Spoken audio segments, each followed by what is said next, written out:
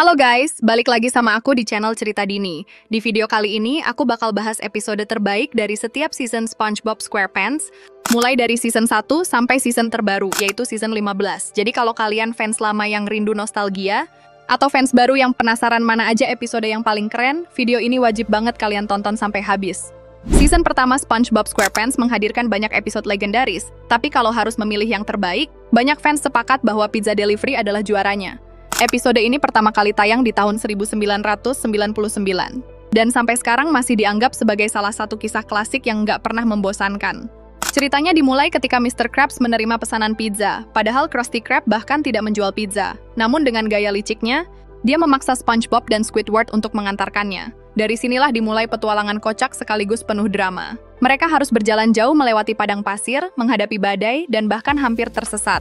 Yang bikin episode ini begitu ikonik adalah perpaduan karakter SpongeBob yang penuh semangat dengan Squidward yang sinis. Momen saat SpongeBob bernyanyi Krusty Krab Pizza jadi salah satu adegan paling dikenang fans. Namun puncaknya ada di akhir cerita, ketika pelanggan marah-marah karena pesanannya kurang, dan Squidward akhirnya membela SpongeBob. Momen itu menunjukkan sisi lain Squidward yang jarang terlihat, yaitu rasa peduli terhadap SpongeBob meski dia sering kesal. Pizza Delivery bukan hanya lucu, tapi juga hangat dan emosional, menjadikannya salah satu episode terbaik sepanjang sejarah SpongeBob. Di season kedua, ada satu episode yang benar-benar melekat di hati para fans, yaitu Band Geeks. Episode ini sering disebut-sebut sebagai salah satu karya terbaik SpongeBob sepanjang masa. Ceritanya berfokus pada Squidward, yang ingin membuktikan dirinya mampu tampil bersama sebuah marching band di Bubble Bowl. Masalahnya, dia harus melatih sekelompok warga Bikini Bottom yang sama sekali tidak berbakat musik. Sejak awal latihan, semuanya kacau. Patrick salah pukul alat musik, Sandy terlalu agresif, bahkan Plankton cuma bisa meniup alat trompet kecil. Episode ini penuh dengan humor klasik yang bikin ngakak, tapi juga punya cerita yang kuat tentang usaha dan kerja keras. Squidward yang biasanya sinis, kali ini benar-benar terlihat berusaha keras agar bisa membuktikan dirinya. Dan tentu saja, puncaknya adalah ketika band tersebut tampil di Bubble Bowl, membawakan pertunjukan spektakuler dengan lagu yang ikonik. Momen kemenangan Squidward di akhir cerita adalah salah satu payoff terbaik dalam sejarah SpongeBob. Dari yang awalnya kacau balau, mereka berhasil tampil sempurna, membuktikan kalau bahkan karakter-karakter kocak ini bisa bersinar ketika bersatu. Itulah kenapa Band Geeks dianggap sebagai episode terbaik di season 2, bahkan masuk daftar favorit sepanjang masa para fans.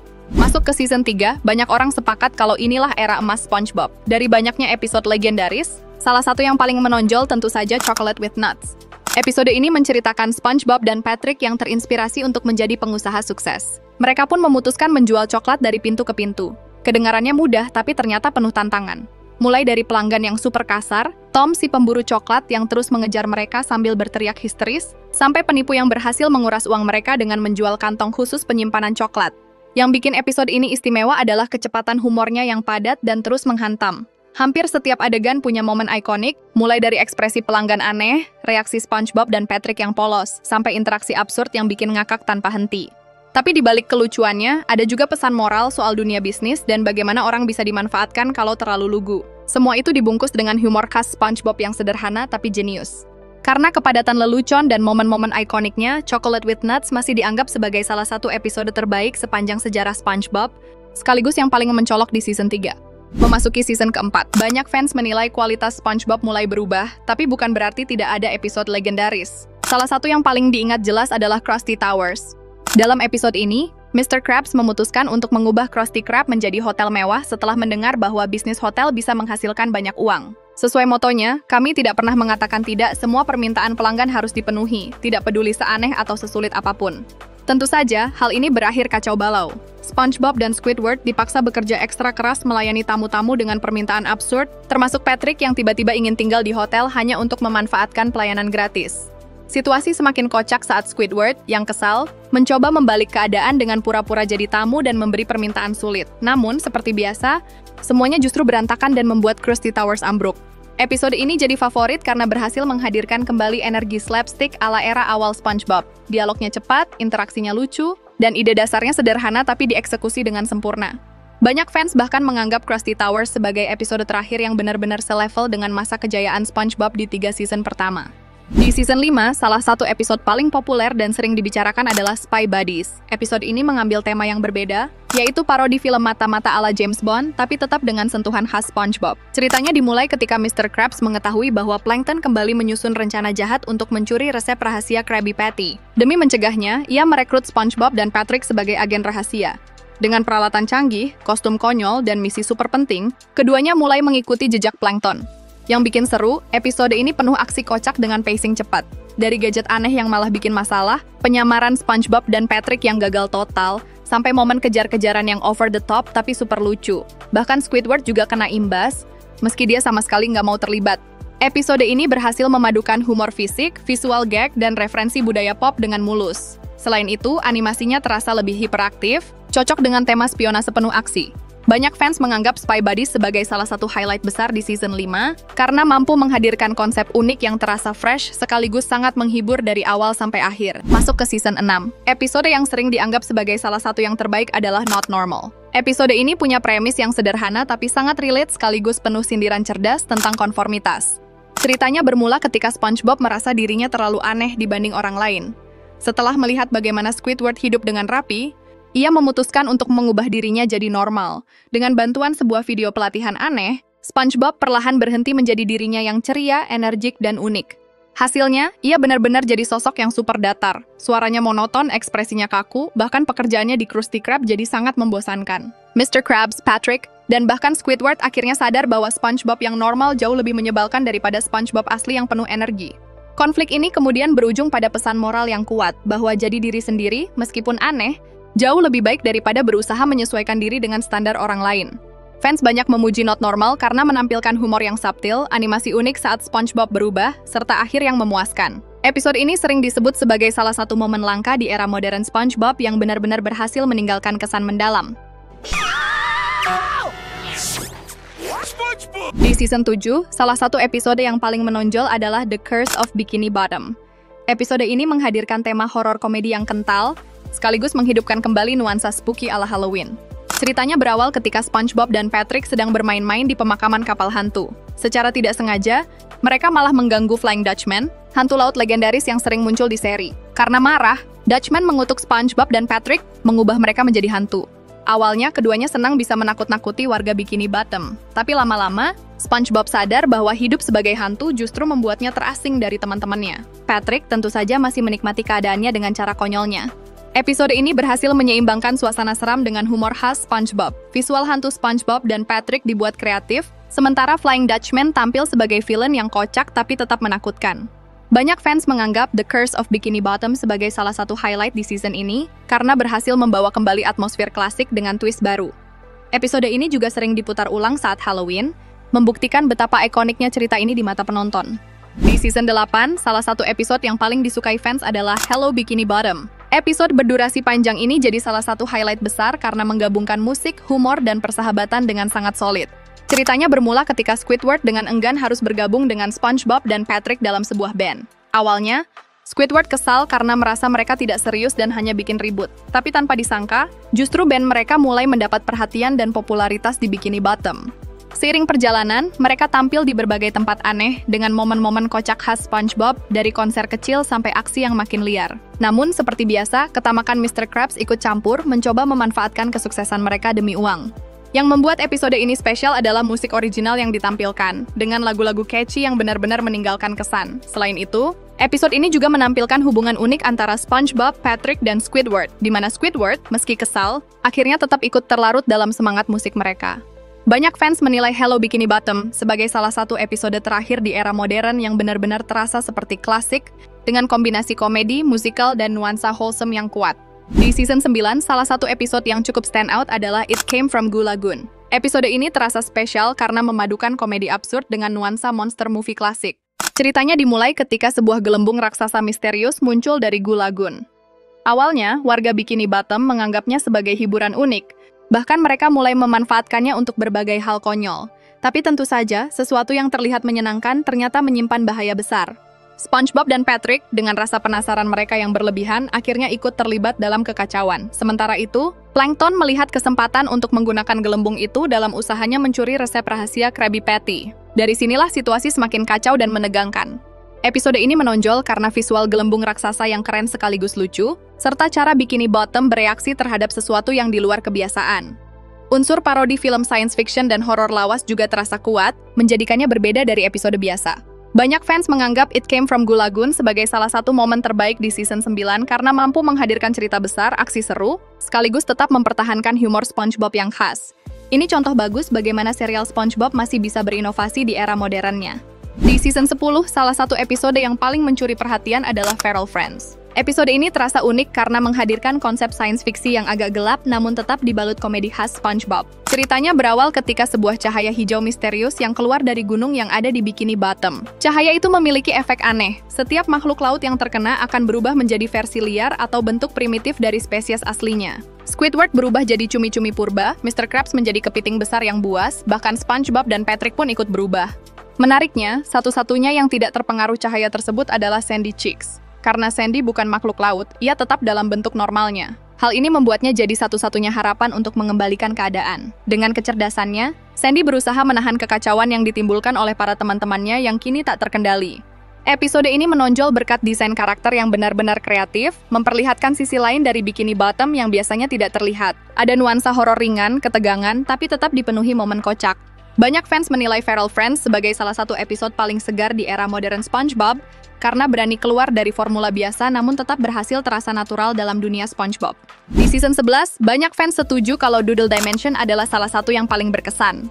Ceritanya dimulai ketika SpongeBob dan Patrick berkunjung ke rumah Sandy sambil membawa balon bernama Squeaky. Di sana, mereka melihat Sandy sedang sibuk dengan sebuah alat eksperimen, sebuah portal yang bisa membuka jalan ke dimensi lain. Sandy sudah jelas memperingatkan mereka agar jangan menyentuh tombol apapun. Tapi, seperti biasa, SpongeBob dan Patrick malah tanpa sengaja mengaktifkan mesin itu hingga mereka berdua tersedot masuk ke dunia lain.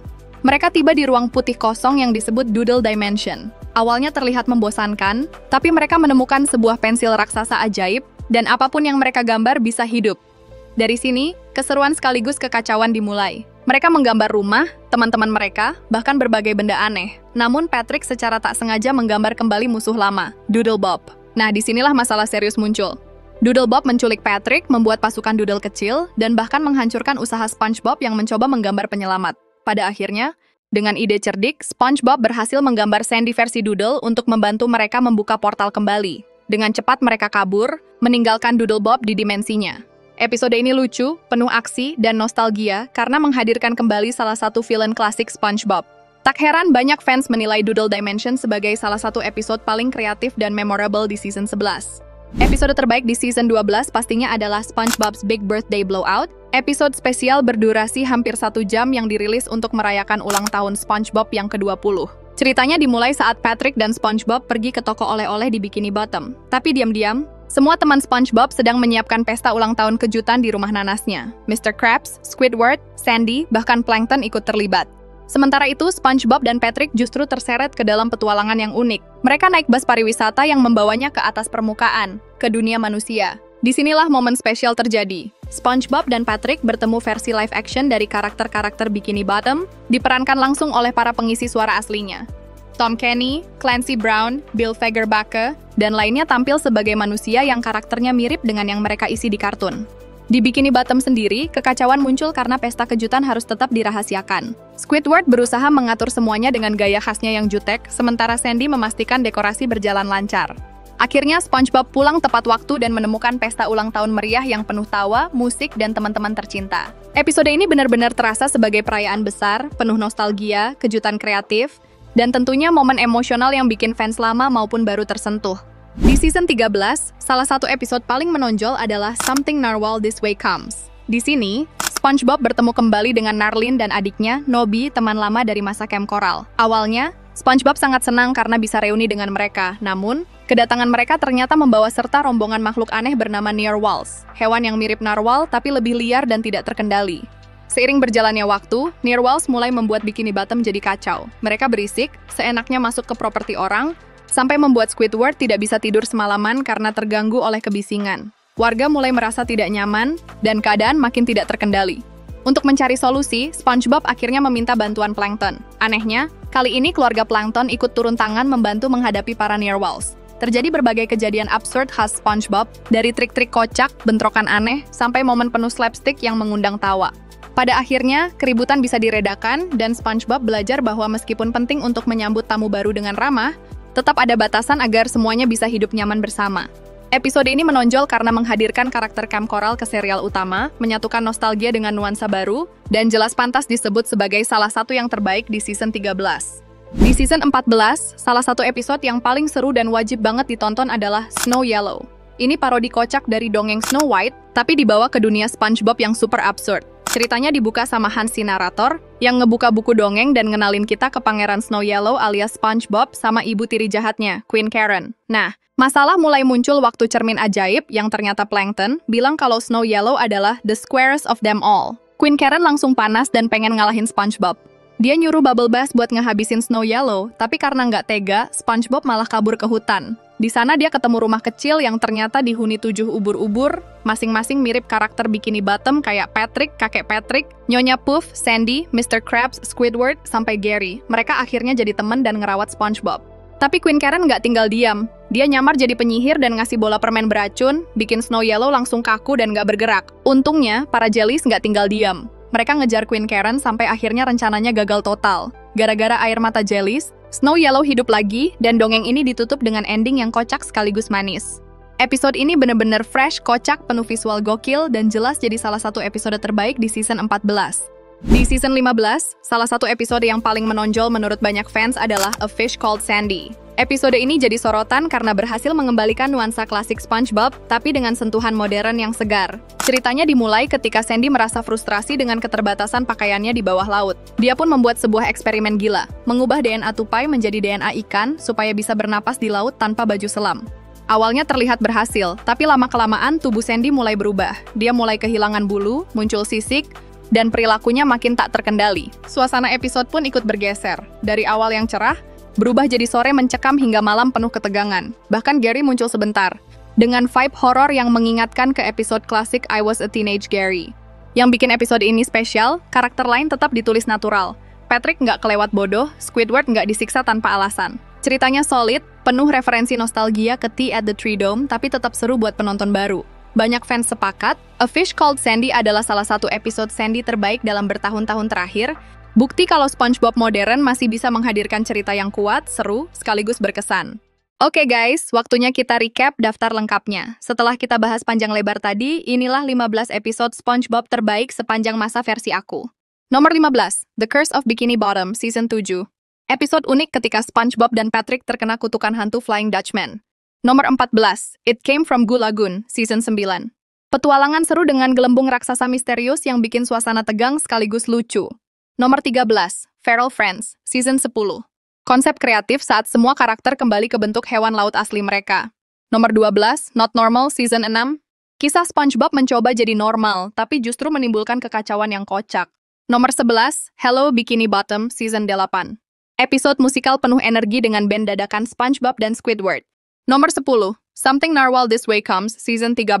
Kehadiran narwhal misterius yang mengancam, tapi tetap dibalut humor khas SpongeBob. Nomor 9, Spy Buddies, Season 5. SpongeBob dan Patrick jadi agen rahasia, penuh aksi parodi yang konyol. Nomor 8, Krusty Towers, Season 4. Mr. Krabs mengubah Krusty Krab jadi hotel, dan SpongeBob jadi pelayan super sibuk. Nomor 7, Doodle Dimension, Season 11. SpongeBob dan Patrick masuk ke dunia Doodle, penuh kekacauan dan kreativitas. Nomor 6, Snow Yellow, Season 14. Cerita ala dongeng musim dingin dengan nuansa magis yang unik. Nomor 5, Chocolate with Nuts, Season 3. SpongeBob dan Patrick jadi sales coklat, penuh momen lucu legendaris. Nomor 4, SpongeBob's Big Birthday Blowout, Season 12. Perayaan ulang tahun SpongeBob yang penuh kejutan dan nostalgia. Nomor 3, Pizza Delivery, Season 1.